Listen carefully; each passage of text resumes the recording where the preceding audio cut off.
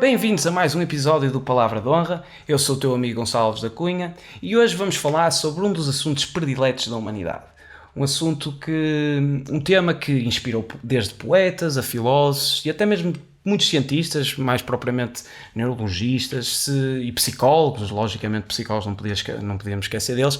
Todos eles se debruçaram neste tema porque este tema, além de ser tão preponderante para a existência humana e tão diferenciadora da nossa espécie, é a verdadeira motivação da virtude e do vício, já agora, não é? Se bem que o vício é mais culpabilizado provavelmente pelo medo do que propriamente pelo amor. E é sobre isso que vamos falar. Vamos falar sobre amor. O amor, não só necessariamente o amor erótico ou o amor romântico, que é aquele que nos entusiasma a todos e é esse sentimento que efetivamente estamos todos nessa procura incessante de descobrir uma pessoa amada com quem possamos unir a nossa alma a outro e fazer de dois singulares um plural e conjugar com outro ser humano, de preferência, não é? Que efetivamente, isto pode-se dizer tanto sobre isto, mas vamos falar sobre, e por isso é que provavelmente vai haver mais que um episódio sobre isto. Portanto, neste primeiro vamos falar sobre amor e as diferentes formas que o amor tem, entendendo-a como uma única energia. Mas antes de começarmos a falar e antes de nos começarmos aqui a entrar neste pântano conceptual que nos pode levar e todos estes caminhos desviantes a que o amor nos consegue levar, e isto é verificado pela própria raça humana, que claramente tem algumas dificuldades em amar, quero-vos contar uma história, de forma a iniciar, de forma a ter este início característico destes episódios. E esta história, uma história muito antiga, é uma história sobre um mestre e um discípulo. Isto vamos dar um local à história. Ok, uma tarde crepuscular numa antiga floresta chinesa. E este mestre e este discípulo estão a andar por essa floresta totalmente despovoada, não tem pessoas lá. Pelo menos assim eles achavam, porque se depararam com uma cabana, uma espécie de uma edificação muito pobre em madeira, uma construção muito mal feita, por assim dizer. E o mestre e o discípulo precipitaram-se para essa cabana para ver, ou essa casa, vamos chamar-lhe casa, para ver quem eram as pessoas que lá moravam. E depararam-se com uma família ainda significativamente numerosa. E essa família vestia-se muito mal, eram autênticos maltrapilhos. Via-se que claramente viviam numa vida excessivamente pobre, uma vida de excesso no que toca a privação, por aí. E muito curioso, naturalmente, o discípulo mais, porque o mestre sábio, não é? O verdadeiro mestre nunca diz uma única palavra, e quando diz, rebenta connosco, não é? Faz tipo uma observação que nos põe logo em crises existenciais profundas. Portanto, quem teve a curiosidade mais indomável foi o aluno. E o aluno perguntou à família como é que eles sobreviviam e como é que eles viviam nestas condições e como é que eles conseguiam sobreviver tão distanciados de qualquer tipo de cidade ou de qualquer tipo de vila, como é que eles conseguiam fazê-lo. E a família disse que vivia graças a uma vaca. Uma vaca leiteira que eles tinham, e era o leite que essa vaca providenciava que eles comercializavam. E era aqui, ou seja, a vaca era a principal fonte de subsistência desta família. E eles depois tinham que deslocar-se quilómetros e quilómetros para conseguir vender o que a vaca produzia, mas lá está, dependiam quase exclusivamente desta única vaca que tinham. Então o discípulo, saciado pela resposta, olhou para o mestre nada disse. Vamos pôr mesmo isto nesta personagem do mestre, porque eu não quero que ele fale. Então, vão-se embora. E quando estão a ir embora, o discípulo está, nas suas resoluções ou nas suas viagens, nos seus empreendimentos intelectuais relativamente àquilo que viu, e o mestre disse-lhe, vais fazer o seguinte, vais matar a vaca. E o discípulo ficou, matar a vaca? Então acabaram de dizer que era a única fonte de subsistência que eles tinham e o meu mestre estava a pedir para matar a vaca. Ele disse, não, tem de ser, vais matar a vaca. Pronto, aliás, ele nem insistiu, disse só, foi assim perene, foi assim muito assertivo. E o discípulo foi à procura dessa vaca e encontrou-a junto a um precipício, junto a um abismo.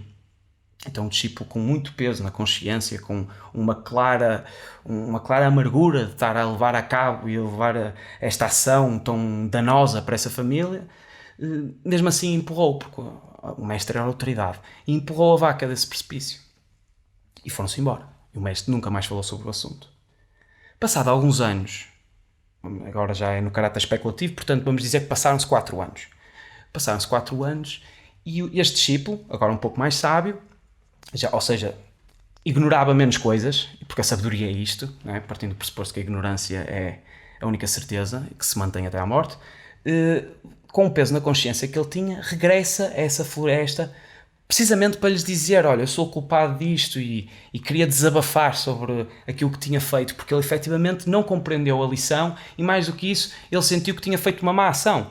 Então foi lá a essa cabana, mas em vez de ver uma cabana, já viu uma casa, toda ela edificada em tijolo, toda ela bem construída, já tinha anexos, já tinha prolongamentos a casa, tinha uma horta toda ela cultivada, tinham árvores tipo macieiras e pereiras, tinham tudo isto à sua volta. Ou seja, ele até ficou consternado, ele até ficou verdadeiramente surpreso com aquilo que tinha visto. E quando chegou, e quando entrou na casa, viu a família que já tinha sido acrescentada até, ainda mais numerosa era, e toda ela bem vestida, todos os elementos bem vestidos, todos tipo elegantes até, dentro do possível, não é? Estamos a falar de uma antiguidade chinesa, portanto não estamos a imaginar Armanis ou Versace, mas estavam bem vestidos. E o discípulo perguntou, atónito, sem ainda nem estava em si, tipo, ao verificar tal diferença na realidade a que tinha assistido anteriormente. Então perguntou-lhes o que é que aconteceu aqui. Como é que vocês ficaram assim? Estou a ver que estão bem. Como é que isto aconteceu? E a família disse, passado há 4 anos atrás, nós tínhamos uma vaca e ela caiu no precipício. E na altura foi dramático, porque nós vivíamos do que ela tinha para nos dar, mas por causa disso nós tivemos que adquirir novas habilidades, novas competências, tivemos que encontrar novos recursos para sobreviver. E à medida que fomos adquirindo essas habilidades, essas competências, fomos contribuindo para aquele património que tínhamos e fomos prosperando. E o aluno finalmente compreendeu a lição. Ou seja, qual é a lição que se retira desta história? Ui, está a tocar o meu telemóvel.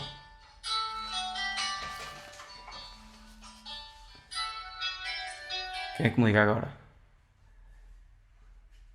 Rejeita a chamada. Nem lhe vou dar nome para ele não ficar conhecido. Carreguei no vermelhinho. Exatamente. E deixa que eu desligo isto. Para ninguém me incomodar.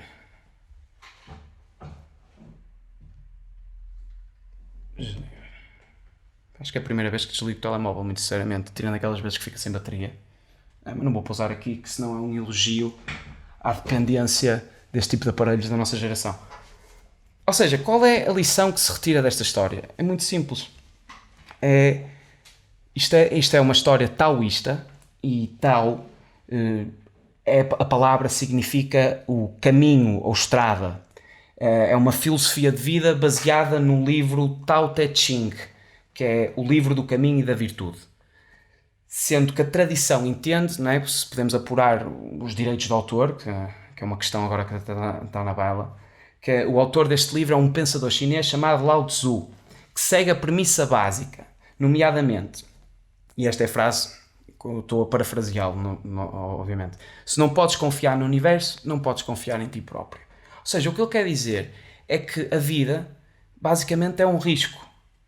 E só ao cometer riscos é que nós conseguimos ganhar qualquer tipo de liberdade. E quanto maior o risco for, maior é a liberdade que nós ganhamos. Portanto, os taoístas até acreditam que quanto mais próxima está esse risco de comprometer a nossa existência, mais conseguimos aprender. E esta vaca, simbolicamente, representa para muitos diferentes coisas. Pode representar o conforto, a zona de conforto da qual nós não saímos, uma pessoa amada da qual não queremos esquecer ou sentimos que devemos algum tipo de lealdade. Ou seja, a vaca é precisamente isso. E nós temos que abdicar dela, nós temos que sacrificá-la muitas das vezes para efetivamente descobrir aquilo que não sabemos que temos.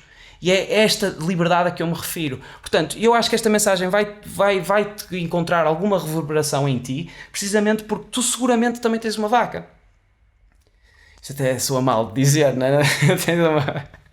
Até pode ter essa conotação um bocado machista. Mas tens essa, ótimo. Mas eu estou-me a referir a outra. Estou-me a referir a esta simbólica. Algo que é um empecilho. Algo que realmente está a comprometer e tu podes florescer ainda mais e podes adquirir essa liberdade.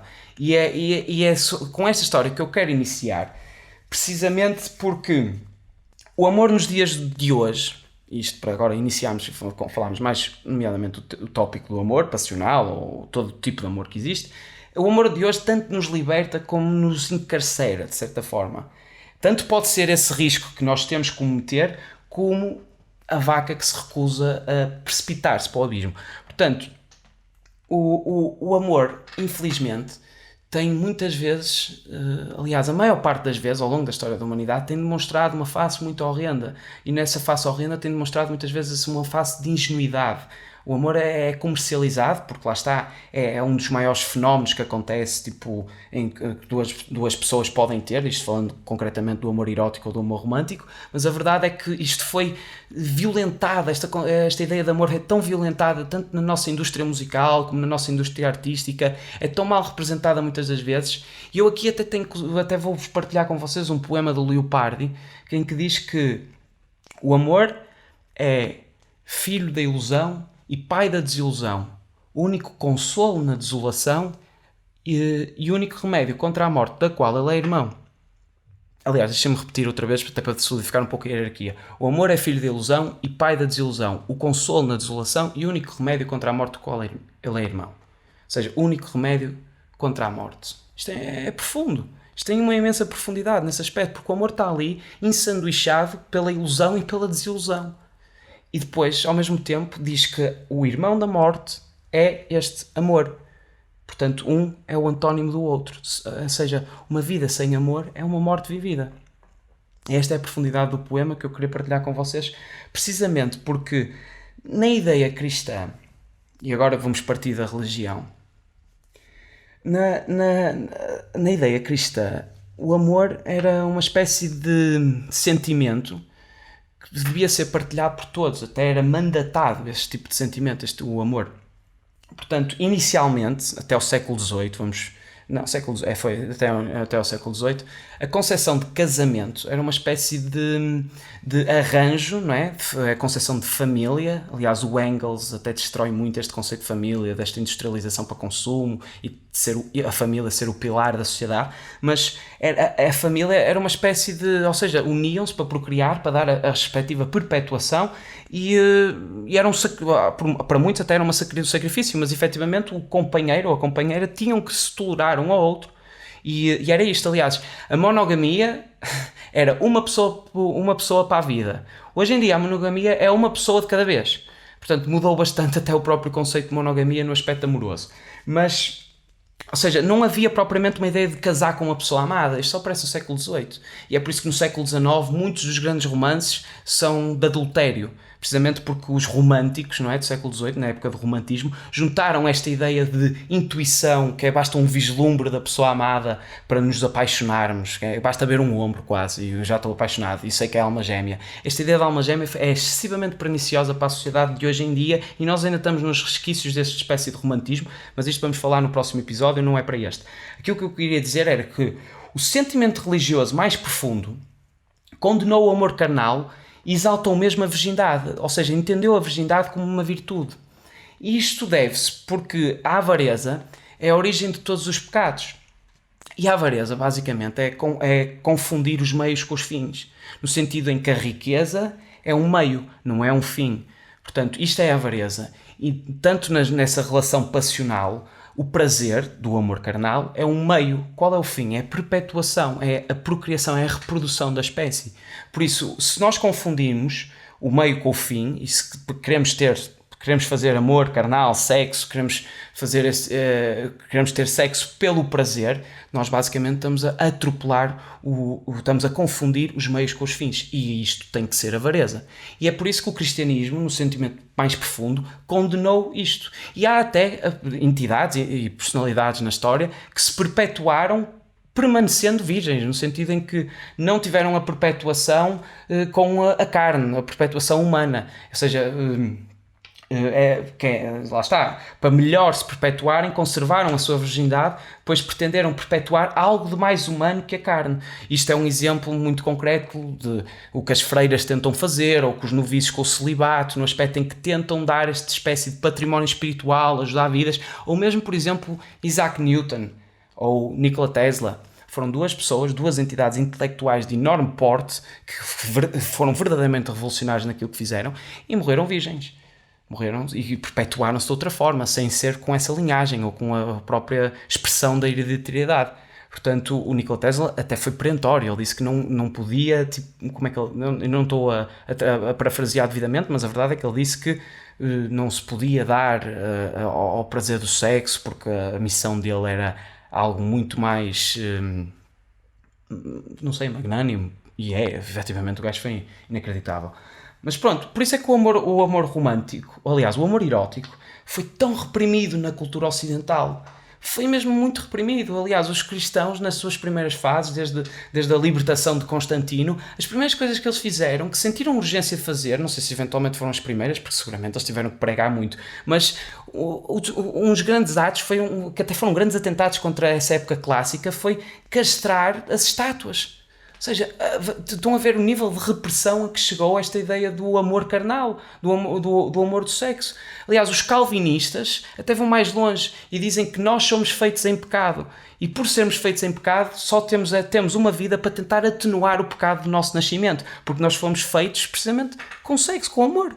Ou seja, a repressão foi tão grande que é evidente que depois houve uma enorme libertação sexual, de enorme promiscuidade, de enorme hedonismo, mas foi a antitese, o cristianismo foi a antitese do hedonismo romano, de certa forma. Por isso é que eles sentiram a urgência até de castrar as próprias estátuas, e vocês sabem isto, se forem ver aquelas estátuas de mármore, todas elas esbeltas, anatomicamente, até os corpos nem são propriamente fiéis a uma representação devidamente humana, mas a verdade é que, pronto, vai-se lá em baixo, eles não têm nada.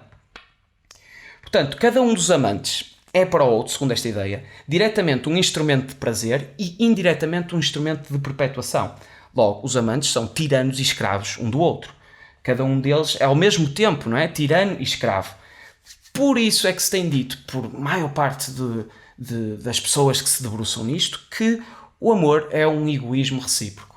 Ou seja, é essa junção de duas singularidades que são egoístas no ato, por causa dessas implicações diretas e indiretas, de que és um instrumento de prazer, onde eu te vou contemplar, tu vais proporcionar isto, vais-me acomodar, e ao mesmo tempo esse instrumento de perpetuação, no sentimento mais inicial ou mais tradicional, nem que fosse para saber a quem é que eu deixo a minha herança. Portanto, isto é um pouco a ideia que se tem vindo a alimentar um pouco relativamente à relação amorosa.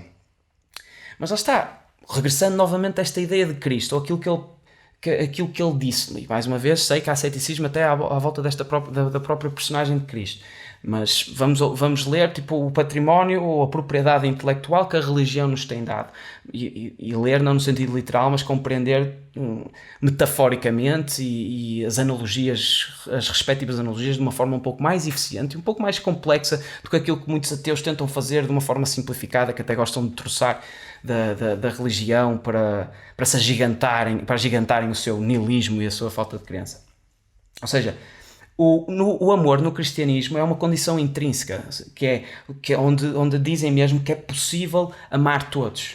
Aliás, nós temos na Bíblia, em São Mateus, exatamente no Evangelho de São Mateus, nós temos lá o primeiro mandamento e o segundo mandamento de Cristo, na ideia que lhe é perguntado, então, qual é a prioridade, por assim dizer. E ele disse: amarás o Senhor teu Deus de todo o teu coração, de toda a tua alma e de todo o teu entendimento.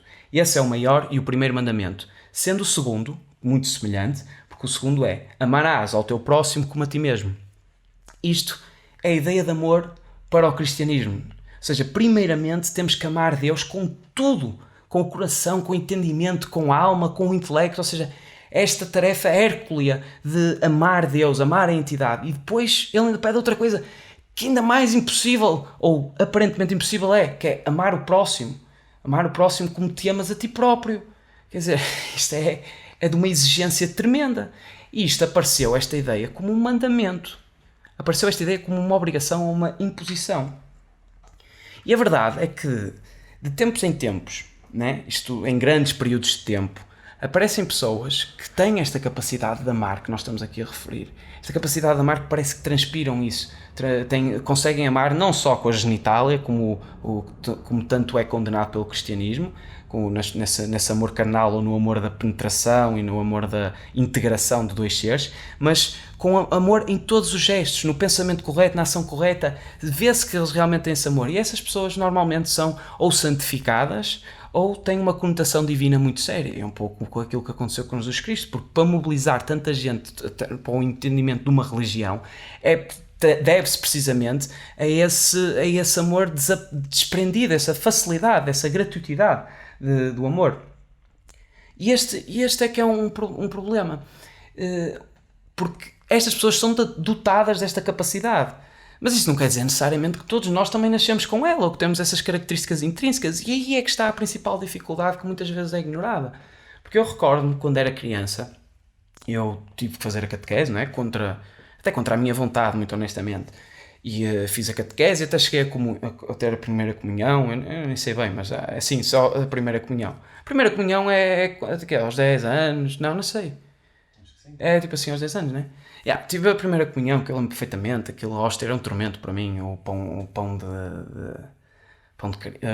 a carne de Cristo, não é? As analogias da carne de Cristo e o sangue dele, não é? Com o vinho. E eu lembro perfeitamente que havia uma altura nessa catequese. Eu lembro perfeitamente, é quase a única coisa, as únicas atividades das quais eu verdadeiramente recordo, e com alguma amargura, precisamente por ter achado de ser algo violento, é que as pessoas diziam que eu tinha que rezar. E tínhamos uma parte mesmo dedicada a isso, dedicada à reza. E eu não sabia, ninguém me explicou. Eu quando perguntava como é que se reza, as pessoas diziam que eu tinha que conversar com Deus. E eu ficava na mesma. Aliás, imaginem, vocês se calhar também passaram por isto, não é? Temos esta hereditariedade católica, esta ideia de aprender os valores logo no início, que somos um bocado doutrinados com a cultura judaico-cristã por causa do mundo ocidental e da cultura que temos, mas a verdade é que isto é de uma dificuldade tremenda para uma criança. Dizem-lhe, tens que rezar. E eu até rezo, mas explica-me como é que se faz.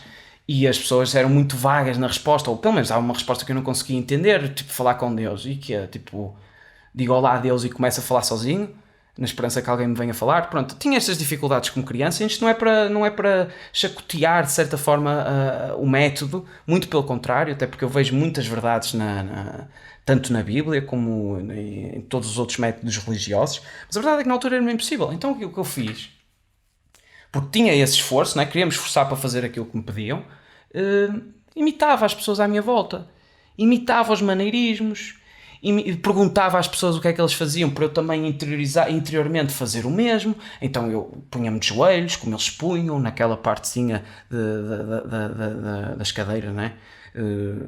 Dos bancos, que é aquela parte mesmo destinada para uma pessoa se ajoelhar, que ainda é mais desconfortável que o chão. E então ajoelhava-me, começava a tentar fazer uma espécie de diálogo interno, até dava um Pai Nosso primeiro, tipo, para tentar introduzir o pensamento e neste diálogo que me era exigido. Ou seja, repeti os maneirismos, mas externamente até parecia que eu estava a cumprir devidamente o ato, mas internamente nada, era totalmente erógeno, no sentido em que não estava a acontecer nada, não estava a haver reforma ou remodelação nenhuma. Ou seja, eu, apesar de estar a imitar os gestos, a imitar o que teoricamente se faz, eu não estava a ter qualquer tipo de consciencialização interna ou de qualquer tipo de epifania religiosa relativamente a isso. Eu, no fundo, aquilo que eu estava a fazer era fechar os olhos, ajoelhado, tentar iniciar um diálogo rezando para uma Ave Maria ou um Pai Nosso, e depois, tipo, nada acontecia. Isto foi de uma frustração tremenda, mas a verdade é que para o olhar externo, eu estava a fazer precisamente aquilo que eles me estavam a dizer, que era rezar. Isto para dizer o quê? O La Rochefoucauld até disse isto, esta frase, um bocado célebre, até sobre o amor romântico, que é: há pessoas que nunca se teriam apaixonado se nunca tivessem ouvido falar de amor. Ou seja, isto é um pouco a ideia que nós temos, que é a ideia até apropriada no estrangeirismo, na frase inglesa do fake it until you make it, em que muitas vezes as pessoas fingem ser para ser, na esperança de que se revelem ou que se tornem aquilo que estão a tentar fingir. Mas isto não pode acontecer com o amor. Uma pessoa não pode obrigar a outra a amar, da mesma maneira que uma pessoa não pode, mesmo querendo amar, imitar comportamentos na esperança que isso aconteça. Isto não existe, isto é o amor falso. Daí a tal diferenciação entre o amor falso e o amor verdadeiro. Lá está, utilizando novamente a analogia da música, como já utilizámos em episódios anteriores. É como se nós gostássemos muito de um compositor e estudássemos este compositor de uma forma minuciosa e detalhista e aprendêssemos e fôssemos tentar aprender qual é a teoria da música que ele utiliza, a forma como ele se expressa, como é que ele constrói os ritmos, as melodias, as harmonias, ou seja, estudamos de uma forma exaustiva porque gostamos muito dele. E depois ensinamos aos nossos filhos toda esta teoria, toda esta ideia, toda esta musicalidade, toda esta harmonia, na esperança que os nossos filhos sejam compositores tão bons como aquele que nós estudamos. Mas este é que é o problema. Não adianta de nada uma pessoa ensinar a técnica se nós não temos nada para expressar. E isto ou seja, tanto no domínio musical, como no domínio artístico, como no domínio da fala, da própria linguagem e no domínio da moralidade, não adianta você se ensinar a técnica se as pessoas não têm nada para expressar. De que é que me adianta saber tocar instrumentos se eu não tenho nada para expressar? Isto são ferramentas que são utilizadas para nós expressarmos essa singularidade essencial. Portanto, não me adiantava eu ter um enorme domínio da língua portuguesa e construções gramaticais e o vocabulário todo, se eu não tivesse nada para dizer. O máximo que eu conseguia fazer era emaranhar as pessoas, os receptores daquilo que eu estou a dizer de uma forma absurda para parecer que eu estava a dar algum tipo de profundidade, mas era uma dissimulação, não passava disso. Portanto, não adianta dar essa técnica se efetivamente não temos nada para expressar. E mais uma vez, o amor é essencial que se faça esta ressalva, porque o amor desde cedo, pelo pensamento católico, mais concretamente, somos obrigados a amar. Eles dizem, vocês ouviram, aliás, o primeiro mandamento: amarás Deus com toda a tua alma, todo o teu coração e todo o teu entendimento. Ou seja, tu és obrigado a isto segundo essa ideia. Não é? Seguro, teoricamente, ou pelo menos em algumas das interpretações. Portanto, isto não se ensina, não se consegue ensinar dessa forma, não consegue se ensinar pela obrigação ou pela imposição. Então, o que é que nós fazemos? Lá está, algumas pessoas dizem que nascemos com a graça, né? Tal graça do Espírito Santo, e nascemos dotados dessa capacidade, e é algo que nos é intrínseco, e amamos mesmo quando não queremos, e estamos neste perpétuo estado de êxtase, em que amamos com tudo que é corpo, tudo que é espírito. Ou então, temos esta ideia calvinista que também nos foi apresentada, de que é impossível, não adianta, nascemos em pecado, portanto aquilo que nós temos que fazer unicamente é atenuar o pecado do nosso nascimento, portanto não há hipótese de amar. É um pouco esta é uma ideia até muito drástica sobre a cena.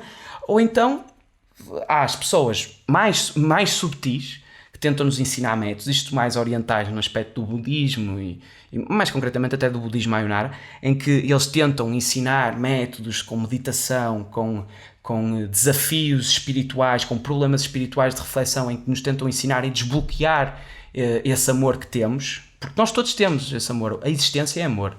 Ou então temos as pessoas menos subtis, que são as pessoas que usam a pregação, o sermão, que pregam excessivamente. E é por isso, eu até com muito pesar digo isto, até porque um dos meus maiores ícones literários é o Padre António Vieira, e ele é conhecido pelos sermões que deu. Mas é por isso que eu digo que a história da religião é o falhanço, ou pelo menos da religião católica, é o falhanço da pregação, do ato de pregar. É o falhanço, é um fracasso autêntico. Aliás, pregar é uma violência moral. É uma violência moral. Porque vamos pensar no sentido prático no sentido prático da sociedade. Quando alguém se comporta como nós não queremos, aquilo que nós fazemos é ter uma atitude coerciva relativamente a essa pessoa. Então vem a polícia, ou vem o exército, e aquilo que nós fazemos nessa demonstração de superioridade, porque efetivamente nós estamos a ajuizar o comportamento de uma outra pessoa, é dar esse sermão de não irás repetir isto outra vez, não irás repetir. Ou seja, isto é o aspecto coercivo em sociedade do castigo que é dado a uma pessoa que não age em concordância com aquilo que lhe foi determinado, vamos expor, no contrato social. E um pouco o que a religião faz, porque se nós chegamos e dizemos, eu estou a ter muitas dificuldades em amar Deus com toda a minha alma e com todo o meu coração e com todo o meu entendimento, o que te vão dizer é que nós não estamos a tentar suficientemente, pelo menos de uma forma, obviamente que não dizem muitas vezes, aliás, eu também não quero estar agora a subestimar nem a sobreestimar, mas a verdade é que resumidamente é isto. Ou seja, é uma questão de te esforçares, é uma questão de te entregares, é uma questão de fé. Acredita e acontecerá. Ou seja, dão-te esta resposta de que não estás a tentar o suficiente comunicar com Deus e amá-lo dessa forma. E lá está, o amor não se pode imitar. Mas vamos analisar, e agora vamos analisar as consequências práticas de quando se exige amor, quando o amor é um dever. Porque a verdade é que nós não respeitamos muito quando nos é exigido o amor. E vocês vão perceber porquê. E há um bom exemplo que é uma mãe, isto relativamente ao amor familiar, para explicar isto. E este exemplo, se calhar, até te é muito familiar, porque a mim também, a minha é seguramente que é daí que eu o utilizo. Mas vamos imaginar, uma mãe vira-se para um filho, e quando ela é criança, vamos supor, e diz: as crianças boas amam os seus pais. Não é?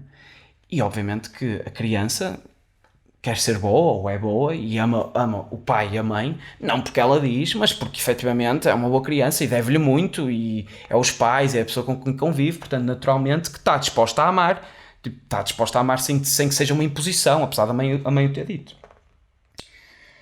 Ou seja, quando vamos imaginar que a mãe fica com uma doença crónica, quando a criança tem uns 20 anos e está dependente do jovem, uma doença crónica e necessita de acompanhamento, não é?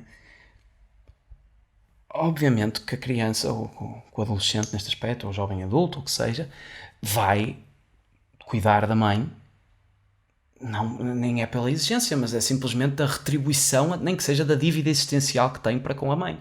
Então vai estar disposta a ajudá-la e a cuidá-la nessa doença. Só que, claro, vai-se ressentir desse amor também. Porque imaginem, essa pessoa não vai poder sair de casa dos pais, não pode ter uma vida pessoal mais ativa, uma vida social mais ativa, irá fazer alguns sacrifícios para tomar conta da mãe, que tanto estima, e óbvio, e a mãe também vai sentir uma imposição na lealdade desse adolescente, ou desse jovem adulto. Portanto, vai sentir essa imposição, portanto, também vai perceber que está a ser uma imposição, que está a ser um fardo. Portanto, ninguém fica a desfrutar da relação. É uma espécie de ideia contratual esta do amor, em que uma pessoa está a ter este desgaste todo. Então o que é que acontece? Chega ao extremo, na tentativa de ignorar este problema, de não o exteriorizar, por causa da lealdade que é exigida a ambos, o filho chega mesmo a ressentir a mãe por ela estar doente. Quando a mãe nem tem culpa nenhuma de estar doente. Mas é este o ressentimento que o amor dá, quando é exigido, quando é mandatado. E a mãe, não é? Sente-se culpada também. Sente-se culpada por impor nela esta fidelidade, ou nele, da filha, de não conseguir afastar, e a filha não consegue afastar essa sensação tóxica de a culpabilizar por ter ficado doente. Aliás, este é o principal problema do relacionamento entre estas duas pessoas quando é assim forçado. E o mesmo acontece quando estamos no altar e fazemos esta promessa, né, do casamento, em que prometes amar na saúde e na doença, e depois temos essas dificuldades todas e nos sentimos culpados porque efetivamente estamos a conseguir sentir ódio pelo parceiro às vezes. E reparem, não há sentimentos errados. Só existem ações e reações erradas. No sentido em que todos os sentimentos são manifestações da existência. Portanto, uma pessoa pode odiar como pode amar, e etc. Ou seja, tu podes remar contra o vento ou a favor do vento, mas o vento está lá e tu tens que reconhecer isso é o sentimento. Mas existe esse ressentimento, existe essa capacidade até de uma pessoa de se sentir culpada, de não conseguir amar o companheiro, de te sentir essa vontade, essa infelicidade toda, não estar disposta a enfrentar a adversidade ou o sofrimento.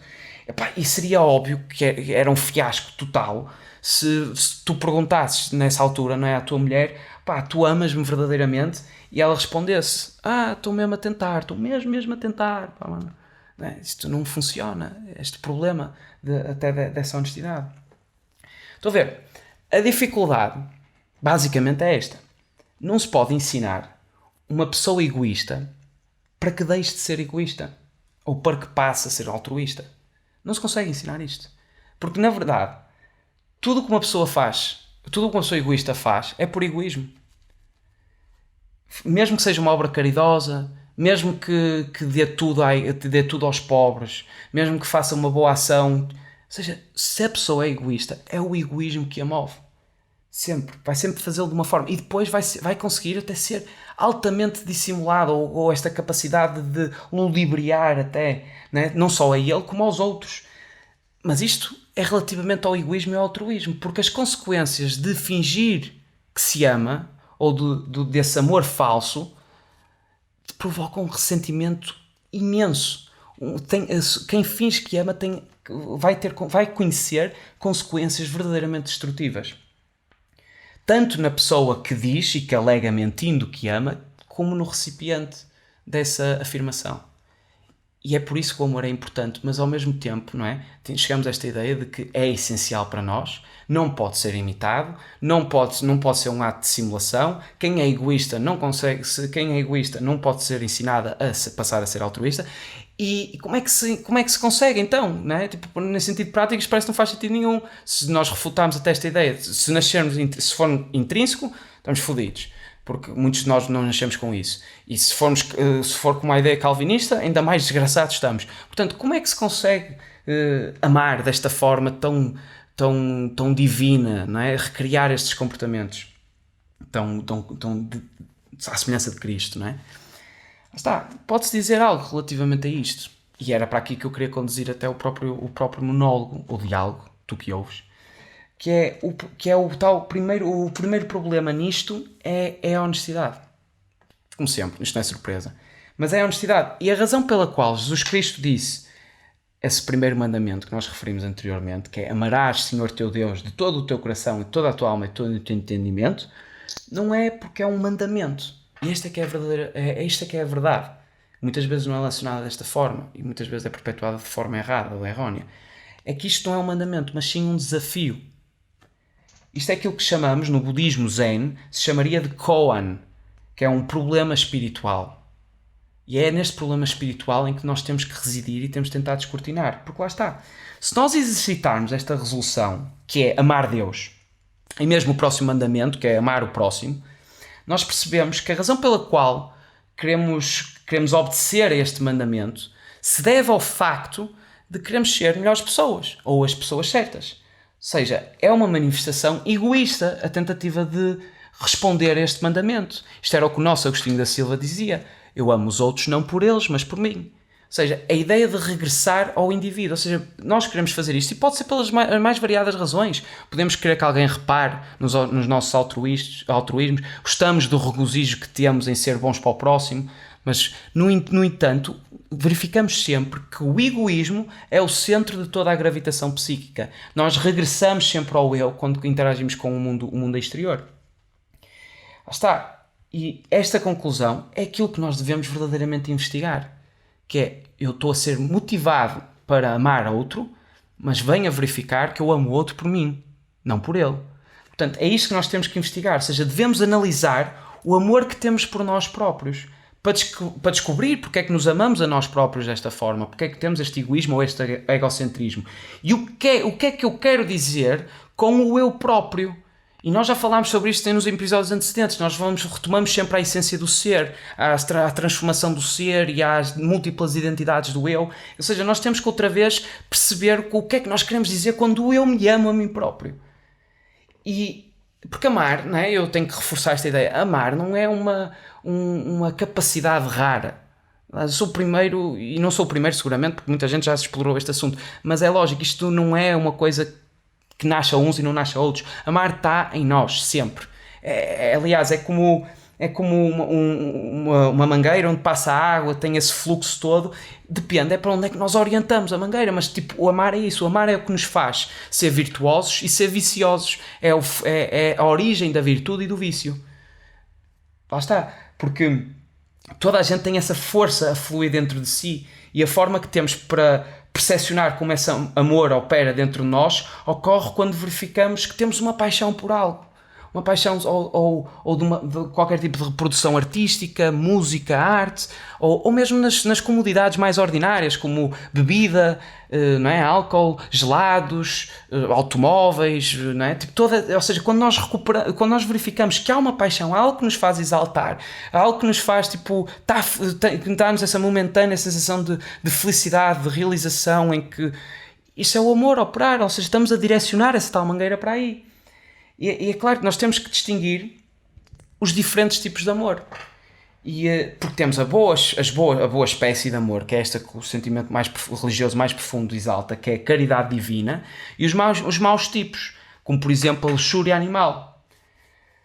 Ou seja, isto são tudo formas da mesma energia, tanto uma como a outra que eu acabei de referenciar. Isto é a melhor maneira, a melhor analogia a utilizar para entender como a refração ou a decomposição desta energia é entender a decomposição da luz branca, que é quando não é? Aliás, eu não percebo bem o fenómeno, mas vou buscar a etimologia aqui. Ou seja, a decomposição da luz branca, não é? Como é que isto deve ser? Aquela tal infinidade de cores, que é o espectro da luz. A luz que mais se aproxima do normal é violeta, em seguida são as cores azul, verde, amarelo, laranjado, ou seja, a decomposição da luz branca. Pronto, o amor é um pouco assim. O amor nesse aspecto é uma única cor que se vai decompor em outras diferentes cores, que é a tal ideia de arco-íris, por isso é que está muito associado. Ou seja, e neste aspecto, o vermelho, ou a cor vermelha do espectro, é a libido, do Freud, a libido no sentido do amor carnal, e a parte mais violeta, que é na outra parte do espectro, é a ideia de HP. HP é um pouco este conceito de caridade divina, de amor por Deus. Isto é um termo grego que descreve precisamente isto que nós estamos a tentar referir, a tentar alumiar. Portanto, isto e depois os restantes, não é? Os no meio, o azul, o verde, o amarelo, verificamos, por exemplo, a amizade, a compaixão e todos estes sentimentos fraternos, mas é tudo a mesma coisa. É tudo fruto da mesma energia, é tudo uma luz branca que tem essa tal decomposição em múltiplas luzes. E isto aqui até recomendo vivamente uma leitura do Banquete de Platão, onde ele fala precisamente sobre os diferentes tipos de amor, porque é uma única energia que tem estas diferentes, tanto dos bons tipos aos maus. Portanto, fica desde já esta recomendação, se eventualmente quiserem atalhar por outro tipo por este filósofo, não é? Isto já na altura de grega, até Platão até idealizou o conceito até do amor platónico muito reconhecido, que é aquele amor de distância, aquele amor invejável, não é? Portanto, a primeira coisa que devemos fazer é rastrear qualquer tipo de amor que tenhamos, não é? Qualquer tipo de amor que temos em nós, porque não se pode controlar o amor até teres algum amor para controlar. É o mesmo que, utilizando a analogia, não vamos aprender a conduzir um carro estando sentado nele na garagem. E da mesma forma tentar compreender o amor e amar, ou controlar o amor e ao mesmo tempo não conseguir rastrear onde é que ele está a ser manifestado, seria o mesmo que tentar dançar sem mexer os braços e as pernas. Portanto, teria essa impossibilidade. Portanto, lá está. A primeira coisa que se deve fazer, e reforço novamente, é descobrir que de facto o que é que tu amas, seguramente. E vais descobrir que há sempre alguma coisa. E depois temos que investigar a natureza disso, não é? E aí é que está a particularidade. Nós até agora, durante este percurso todo, nós descobrimos que este amor pelo outro se deve primeiramente e maioritariamente a nós próprios. A tal ideia do egoísmo.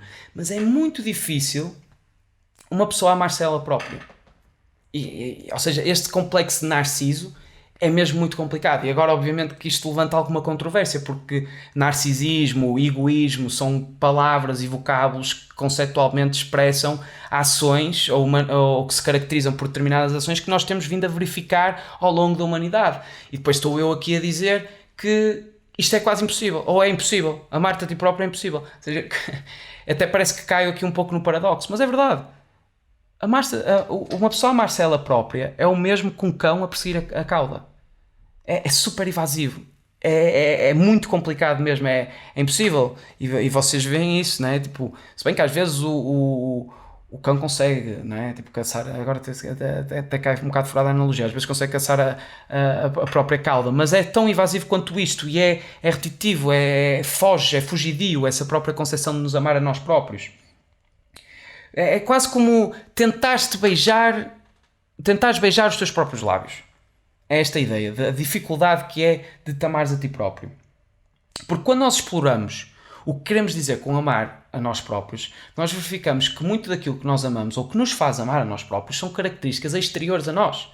Seja as coisas mais ordinárias que tínhamos referido, as coisas mais banais que tínhamos referido anteriormente, como a bebida ou o gelado, né? Estas coisas até se podem consumir e fazer parte de nós durante algum momento, mas acaba, é finito.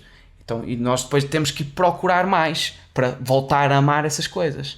E mesmo quando se amamos o que outras pessoas, ou se amamos outras pessoas por causa do que as outras pessoas nos fazem sentir esse sentimento de preenchimento e todas essas características abonatórias que nós conseguimos sentir em experiências humanas, mesmo aí é algo exterior a nós próprios. Portanto, nós verificamos que nós estamos a ser excessivamente inclusivos com outros e com outras coisas para quando dizemos que nos amamos a nós próprios. E aí é que reside a principal dificuldade.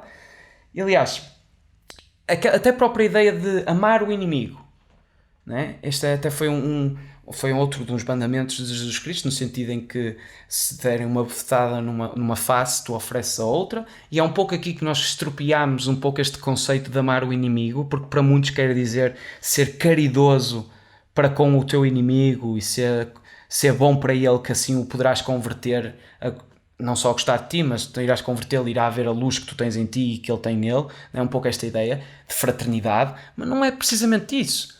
Não é isso. Aliás, eu acho que nem é isso. Isto até é uma ideia muito ingênua de verificar esta ideia de amar o inimigo, porque efetivamente aquilo que tu tens que amar o teu inimigo, porque ele é importantíssimo. Ele é importantíssimo para ti, o teu inimigo. Tem uma preponderância, uma relevância tremenda na tua vida. Que é... Lá está, isto tem, agora que vamos visitar este raciocínio, nós vamos verificar que isto, no final vai haver uma transformação fundamental e verdadeira na essência do ser mais uma vez. Porque reparem, se tu, por exemplo, vamos falar do teu exemplo, eu não te conheço, mas tenho quase a certeza que isto acontece contigo. Tu fazes parte de um grupo de pessoas. E por ter nesse grupo de pessoas, obviamente que tu caracterizas as pessoas que te rodeiam, não só pelo aquilo pelo qual se identificam o ego coletivo, mas porque são boas pessoas. São pessoas que realmente, além de te identificares com elas, gostas delas porque provavelmente têm mais características positivas que negativas, não é? Senão seriam presenças muito tóxicas. E se assim é, liberta-te dessas pessoas. Mas lá está, por causa dessa inclusão, ou pelo facto de seres esse membro, podes-te considerar uma boa pessoa. E diz-me com quem andas, dir-te-ei quem és. Portanto, eu estou praticamente convencido de que tu achas que estás com boas pessoas, ou que tu paras com boas pessoas. E isto é comum a praticamente toda a gente. Toda a gente tem esta suposição relativamente aos grupos que integram. E eu também. E eu já verifiquei diferentes atividades grupais onde todas elas se achavam boas pessoas tipo, tinham os seus problemas, mas isso quem é que não tem? Mas de facto são pessoas que conhecem alguma integridade. E é como aquele poema do Fernando Pessoa em que ele diz nunca conheci ninguém que tivesse levado porrada, não é? Eu tantas vezes sujo e tu tantas vezes limpo. Quase uma ideia, não estou a recriar bem, mas esta ideia de que as pessoas realmente se gabam muito dessa bondade ou dessa integridade que tiveram em determinadas situações. E depois, quando vamos a verificar, quando esses grupos têm as oportunidades de alimentar os seus egos coletivos, os assuntos prediletos, ou pelo menos prioritários, são sempre falados das pessoas más. É sempre falar das pessoas más. É impressionante, estejam atentos a isso. Vamos verificar até o quão satisfatório é falar das pessoas que agiram mal, sendo elas conhecidas ou não. Ou seja, as pessoas boas gostam preferencialmente de falar sobre as pessoas más. E as pessoas más gostam não é? Têm causas até às vezes relativamente a outras pessoas. Portanto, geometricamente falando, para os quadrados, a existência dos não quadrados é absolutamente crucial. É terrivelmente importante. Até é embaraçoso admitir isto, mas estão a ver como o próprio eu inclui o inimigo, inclui o outro. Até porque imaginem, se os inimigos desaparecessem, se determinadas pessoas ou determinados grupos e coletividades desaparecessem, muitas pessoas ficariam sem causas. Não é? Aquelas causas que os exaltam, aquelas causas aos quais alinharam as respectivas vidas. Não é? Se desaparecesse o pessoal de direita, o pessoal de esquerda perdia umas grandes causas. As grandes causas, não é? Tipo, já Não querendo mandar nenhuma farpada, mas pelo menos a demagogia perdia-se toda.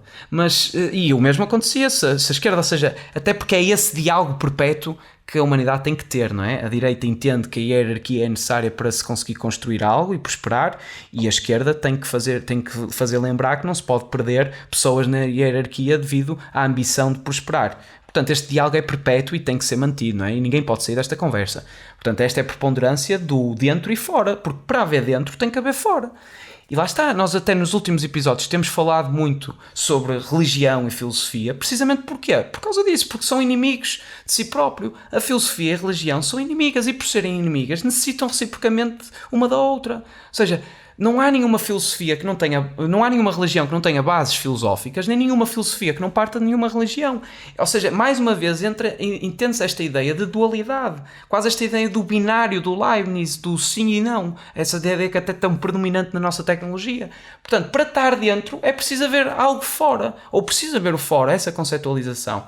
Portanto, isto até é embaraçoso chegar a esta conclusão, de certa forma. Por isso é que eu vos disse que haveria essa transformação, para ver a dependência tão grande que nós temos e a dificuldade que agora se revela amarmos a nós próprios.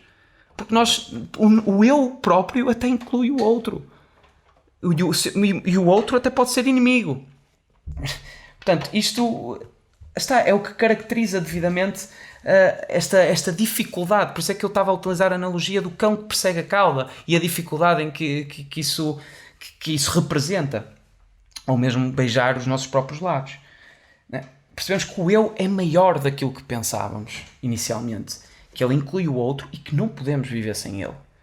Lá está a ideia até do ser social, de não ser uma ilha. Isto traz essa tal alteração fundamental na compreensão, no significado e da natureza do ser, mais uma vez. E nesta compreensão, quando chegamos a esta compreensão, numa forma mais sensorial, não tão conceptual como aquela que está a ser dita neste podcast ou neste episódio, ocorre uma diferença de atitude para com as pessoas, que é aquilo que nós já temos falado, dessa cena inicialmente ser físico e depois emocional, com as palavras e as ações. Aqui opera-se novamente esta alteração e esta diferença na atitude para com as outras pessoas. Mesmo que essas outras pessoas continuem a constituir oposições, adversidades, e mesmo que nós continuemos a desaprovar o que elas fazem, o que elas representam, nós aí já percebemos que realmente também as temos que amar, porque fazem parte do eu. É esta a ideia que está por trás do amar o inimigo. Ama os seus inimigos da mesma maneira que ama o próximo. Portanto, quando nós somos verdadeiramente honestos connosco próprios, quando chegamos a este tipo de resoluções de que efetivamente o eu é algo muito mais amplo, muito maior, quando nós chegamos a estas conclusões sobre aquilo que verdadeiramente gostamos e o que não gostamos, o nosso eu começa a incluir cada vez mais aquilo que achava que não era. Estão a perceber? Cada vez mais começa a compreender que o que eu achava que não era, afinal também sou. Ou seja, começa a dar esta visão muito mais ampla. Então é nesta circunstância em que o nosso amor, que é o que nós somos, efetivamente, porque a existência é amor, volto a reforçar, começa a expressar-se naturalmente, nessa tal maneira mais ampla. Ou seja, já as diferentes formas de amor já conseguem se manifestar. É esta a ideia de amor. Mas para confiarmos, né, em nós próprios e na nossa capacidade de amar de uma forma social e criativa, regressamos ao início deste episódio. É preciso um risco. É preciso assumir o risco. E lembrem-se, o risco é aquilo que traz a liberdade. Assumir esses riscos é aquilo que nos faz verdadeiramente livres. Porque é um risco. Mas lá está, se nós pensarmos no maior risco e na preponderância do amor, pensem novamente na dualidade na qual ainda existimos. Nós ou podemos prolongar-nos enquanto espécie humana, e continuarmos a viver, e não somos controláveis e vamos ter grandes dificuldades, mas ainda temos uma boa dose de honestidade que nos permite prolongar, e é um pouco aquilo que assenta em todos os edifícios lógicos e todas as propriedades intelectuais que nós temos na nossa humanidade. Apesar de ainda sermos muito tribais, ainda continua a ser esta ideia de amar o próximo. Isto não é uma barbaridade, é verdade, senão não teríamos prolongado até aqui. Porquê? Porque qual é a outra alternativa? A outra alternativa é eliminar este parasitismo e esta doença que é a vida do planeta Terra. Fazer com que regresse, ou seja, exterminamos, a essa extinção. E este é que é o risco, ou seja, vocês vão sofrer, vai haver adversidades, isto mesmo no amor romântico, vai ser complicado.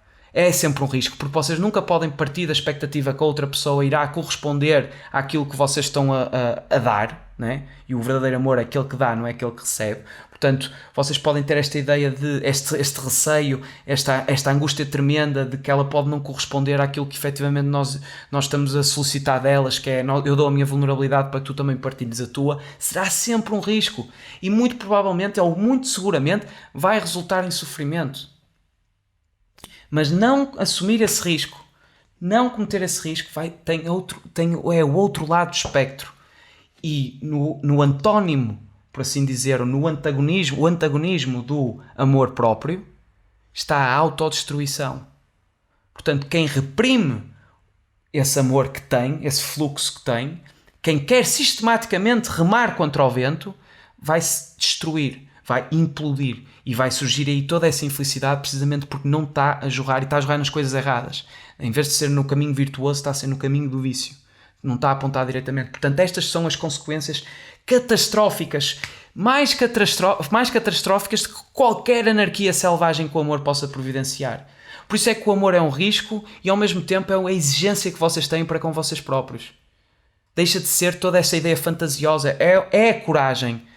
É o risco, é assumir essa coragem, é um ato corajoso, é um ato de profundidade. Ser bom, ou amar, é profundo. Exige esforço, exige toda essa disciplina, exige essa dificuldade tremenda, exige essa convivência com o sofrimento, com as adversidades todas. Porque a maldade, ou esse caminho da autodestruição, é a banalidade. É tal ideia até da Hannah Arendt, da banalidade do mal. Ou seja, é superficial, qualquer tecnocrata pode ser mau. Agora, o caminho virtuoso, até o caminho no ex-libris, que é dar-te uma fotada numa cara e tu ofereces a outra, imaginem o esforço que isso é necessário para se aplicar essa ação. Imaginem a profundidade que tem essa espécie de mandamento, essa reflexão, esse problema espiritual. E gostava de concluir com outro poeta, já vos dei o Leopardi, e agora dou-vos o Pablo Neruda. O pior dos sofrimentos é nunca ter sofrido. Este foi mais um episódio de Palavra de Honra. Sou o teu amigo, Gonçalves da Cunha. E se é uma chama sem parecer selo. Muito obrigado e vemos no próximo.